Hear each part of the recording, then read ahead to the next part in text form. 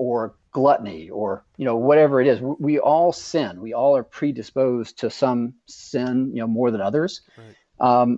And the beautiful thing about the Bible and our faith is that it can prepare us to battle that, not so much that we can defeat it, but so that we can become stronger every time we do it in battling it. And that's what I think a lot of our young guys have to understand is that, you're never going to truly wipe out sin from your life. Jesus has already taken that from us. Mm-hmm. He's given us the grace that we need in order to move forward. We have to simply get better day by day, little by little, at, basically controlling our urges. Right. Yep. Because we all have them. Yep. And I think that the armor of God is a really nice way to think about, how do you go about doing that? And then the biggest part of that is, to me, the habit of prayer. A lot of our young guys don't know how to pray, because either mom and dad haven't done it, with them, or, they sit through prayers that are, 17 minutes long and, at church and you're, about to fall over. That's how, my grandmother's Primitive Baptist church, it was very long prayers and people are trying to pinch babies so they can walk outside. Right. So, the idea for me is to help the young men develop a conversation with God. In any great relationship, it's a back and forth, it's a conversation. And so that's what, the idea of that skill for that week is to learn how to converse and to talk with God.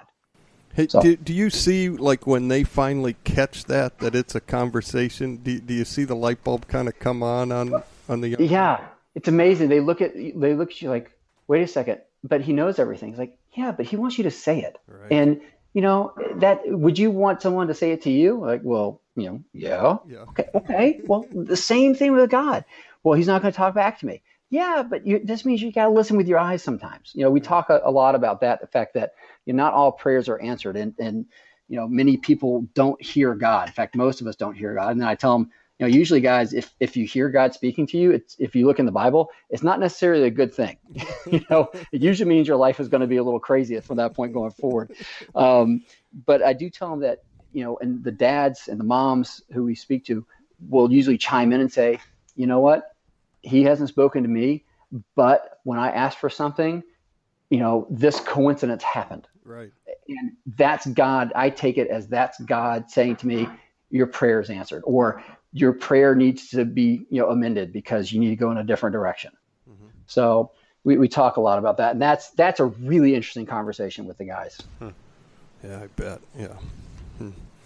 Okay. So then armor of God, we get them tuned up on that, and then money for nothing. So my dad, growing up, I listened to a lot of Dire Straits, the rock band from England. Oh, yeah, and great song, Money for Nothing. Yep. It was kind of I had to name it that. That's kind of a nod to my dad. Our minister at one point many years ago gave a sermon, about money, and he said an amazing thing that floored me. He said that Jesus talks about two things more than anything else. First and foremost, he talks about the kingdom of heaven. That's what he talks about the most. The second thing he talks about the most is money. Yep. And so we talk a lot about how, this is 2,000 years ago, Jesus is walking around talking about, the struggle of money in your life. And, then I asked the boys, do we talk about that now? And the boys are like, oh yeah. And the dad's like, oh yeah. It's one of the things that consumes us. So we go through quite a bit of the teachings of Jesus from the standpoint of what the New Testament is telling us, what money is, why it's important and why it's dangerous at the same time. We talk about, it's not so much that if you have money that you're, a bad person. It just means that you have a challenge to make sure that you're not loving it more than anything else. Right. If you're put money in front of God, then you have a problem. And we go through, what's your checkbook say? And we actually have to explain to them what a checkbook is a lot of times. Yeah, nowadays. No one get out your debit card. Right. Let's talk about that. I say that I let them know that wherever you're spending your money, that's where it shows your value is. So it's where you spend your time and where you spend your money. That's what you value. And so, we talk about that. We talk about tithing. And at the end of that lesson is really an interesting one for a lot of our young men, because we talk about the power of compounding interest. Mm-hmm.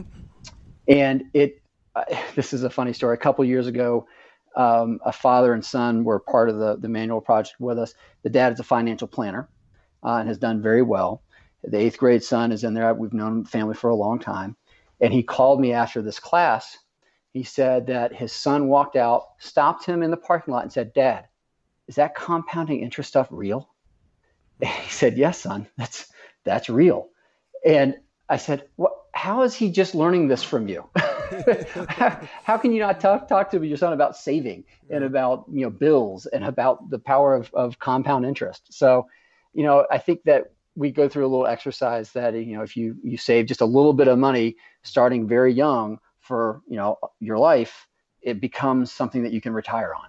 And a lot of people don't understand that process. So that's what Money for Nothing is about. Understanding the challenge that it presents through the Bible, how it affects us today, and then literally giving the skills of how do you budget and how do you save going forward. That's cool, because that is definitely something they need to know, because it can consume you, or let God take care of it. It can be a good springboard. I mean, I've heard several people say, life is a lot easier with money than it is without. And I've also seen, the fact that you have a lot of people when they win the lottery, wind up bankrupt, several years later. Right. So it's, destroyed. Yep. It takes skill and it takes knowledge and it takes effort to make it work for you rather than you work for it. Right. Yep. No, that's a good way to put it. Yep.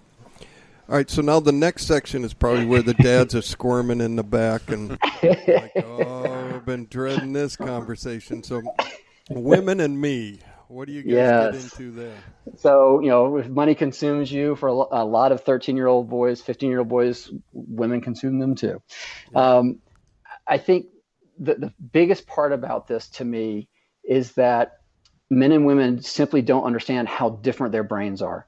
There's a wonderful researcher named Dr. Michael Gurian, the Gurian Institute. And a lot of what I talk about, I've learned from him over the course of a number of conferences I've attended and books I've read by him.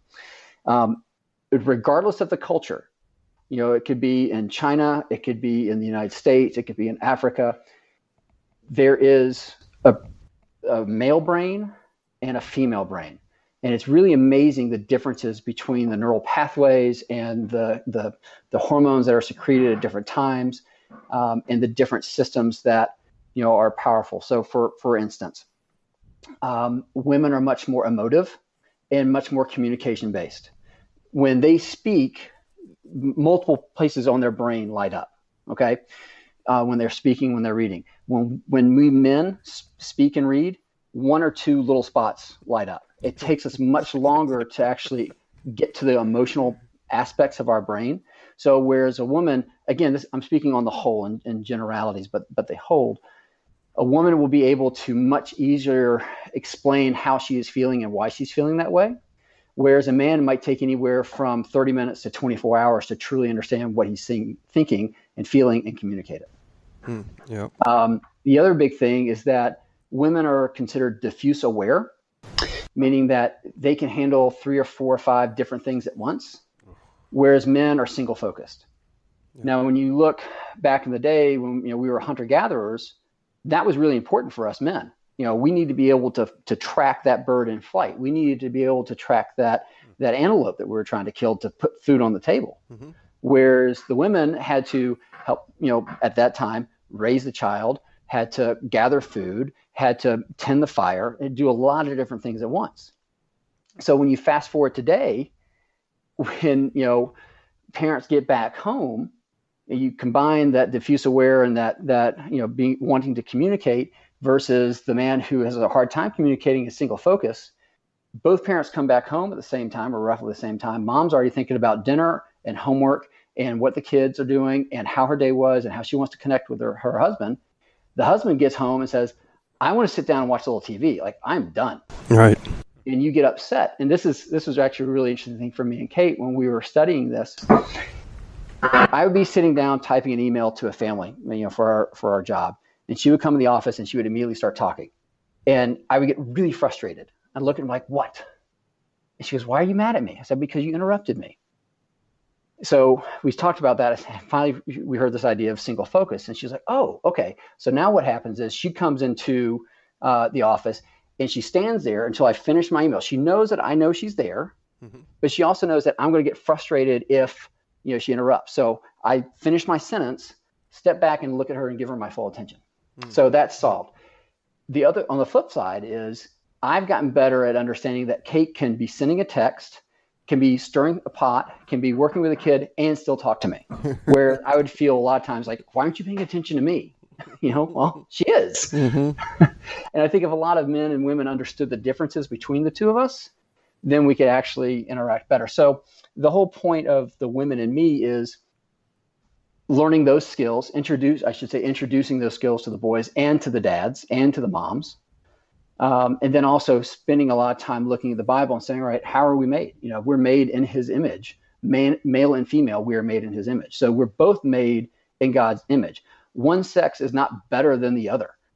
Right. One sex does not dominate the other, or shouldn't, based on what we learn in the Bible. We should serve each other as Christ serves the church, or the church serves Christ. That's the idea here. Right. So we want to talk from a biblical standpoint of what does it mean to be a man and a woman, and how to interact respectfully, politely, and as Christ would want us to. Yeah. And then we give them the skills, the idea of, what is chivalry? What are the differences between the male brain, the female brain, and how does that react, in your world? So that's the big part there. Yeah, we're like my 5-year-old. We're working on that chivalry part. Yes.